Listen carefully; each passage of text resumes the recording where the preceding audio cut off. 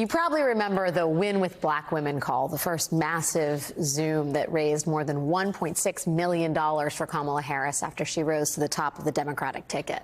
But did you know about elders for Kamala, or Native men for Harris, or cat ladies for Kamala? What about train lovers for Harris Walz? The Democratic tent is getting large. And last night, a new group entered the Zoom, Republicans for Harris. More than 70,000 people attended the virtual rally aimed at persuading discontented members of the GOP to vote for a Democratic candidate. And tonight, another group, Evangelicals for Harris, is holding its own call, which is still going strong right now after almost 2.5 hours. Before the call started, organizers said 200,000 people had already pledged to volunteer and vote for Kamala Harris.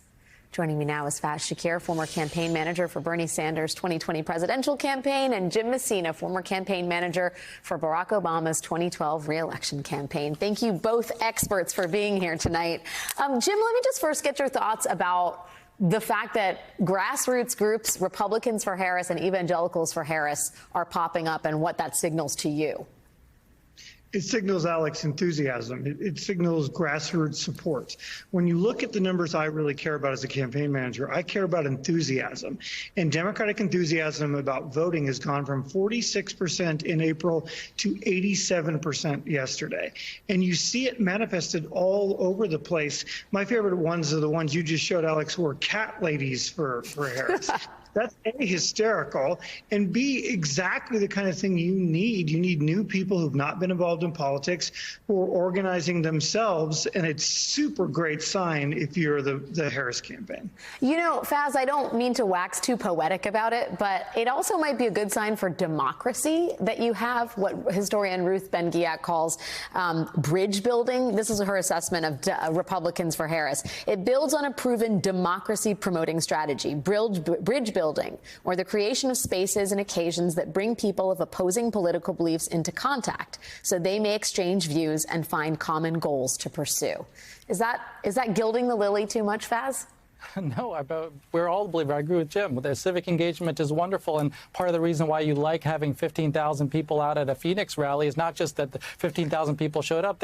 They're talking about it in their communities. They are excited to talk with their neighbors. And by the way, as you know, a campaign manager perspective, you got those people signed up as volunteers who are now going to go out and proselytize on your behalf. That's great information to have. So these rallies, these events on Zoom, they're also wonderful for data of building a movement that goes beyond your core base. And as we head into the post-Labor Day period of time in those last few weeks, there's going to be a lot of people who come online as voters who have not been dialed into this race, who are low information consumers.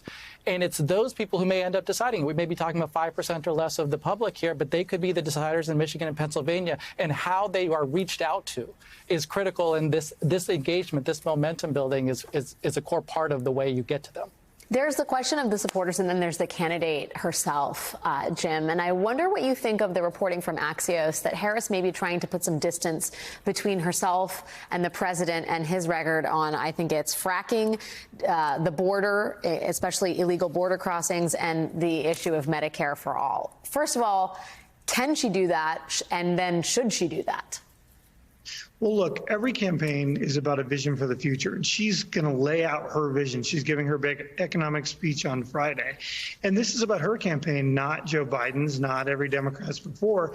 And she gets her chance to make this case to the American people. And it should look different. It feels different. Part of why Faz and I are so excited about these numbers and all these people is because her message is resonating, this message of excitement, this message of belief that we can do anything. That's why you have all these huge numbers that we've never seen before, not because we have cooler apps or cooler social media.